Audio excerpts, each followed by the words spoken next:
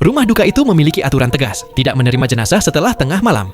Namun malam ini, ketika waktu sudah melewati pukul 12, sebuah mobil tetap datang mengantarkan satu jenazah. Brand, karyawan baru yang mendapat giliran shift malam, langsung merasa ada yang tidak beres. Ia memilih tidak bertanya. Malam itu ia bertugas sendirian. Sebelum pergi, petugas yang berjaga di shift pertama mengingatkannya agar mengunci semua pintu dan jendela supaya kucing liar tidak masuk. Ia juga menyebutkan bahwa jenazah tersebut adalah korban kecelakaan mobil. Mendengar kata itu, jantung Brand berdegup kencang. Sehari sebelumnya ia menabrak seorang pejalan kaki. Rasa bersalah dan takut tiba-tiba menyergapnya. Ketika namanya dipanggil, ia tersadar dari lamunan. Anehnya, sebelum benar-benar pergi, petugas keamanan justru menyerahkan pistol dinasnya kepada Brand sambil menatapnya tajam. Brand tak mengerti mengapa menjaga jenazah memerlukan senjata. Ia mulai curiga mungkin ada orang yang ingin mencuri mayat. Sebenarnya Brand tidak ingin selamanya bekerja di tempat seperti ini. Ia sudah mendaftar program pendidikan orang dewasa dan berusaha membagi waktu antara kerja malam dan belajar. Saat ia sedang membaca buku pelajaran, ibunya menelepon. Begitu tahu anaknya bekerja di rumah duka, sang ibu memintanya berhenti dan pulang saja. Di tengah percakapan, terdengar suara keras dari arah kamar mayat. Brand segera menutup telepon dan memeriksa setiap ruangan, tetapi tak menemukan apapun. Ia menduga mungkin hanya suara binatang. Ia kembali ke posnya. Tak lama kemudian, seluruh lampu gedung mendadak padam. Ia teringat seringai aneh petugas keamanan tadi.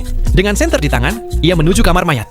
Kuncinya masih utuh. Ia membuka pintu dengan hati-hati. Semua tampak normal. Jenazah terbaring tenang. Ia melihat sebuah jendela pecah terbuka tertiup angin. Saat ia mengikatnya dengan kawat, terdengar suara di belakangnya. Tangan jenazah terlepas dari posisinya. Brand terperanjat, namun memaksa diri memasangnya kembali. Ketika hendak pergi, tangan itu terjatuh lagi. Dengan napas gemetar, ia mengembalikannya untuk kedua kali, lalu dengan cepat keluar. Di posnya, ia mencoba kembali belajar, tetapi kelelahan membuatnya tertidur di atas meja. Sebuah botol minum jatuh dan membangunkannya. Lampu lorong kembali padam, disusul alarm kamar mayat yang meraung. Brand berlari ke ruang penyimpanan dingin. Ia melihat salah satu pintu bergetar, lalu sesosok mayat terdorong keluar. Ia tersentak dan tersadar bahwa itu hanya mimpi. Namun saat benar-benar membuka mata, gedung kembali gelap seperti dalam mimpinya. Ia segera menuju ruang penyimpanan. Kali ini semuanya sunyi, tidak ada yang aneh. Brand kembali ke monitor keamanan. Di layar tampak seorang pria bertopi, berada di ruang bawah tanah. Semua pintu terkunci, mustahil ada orang masuk.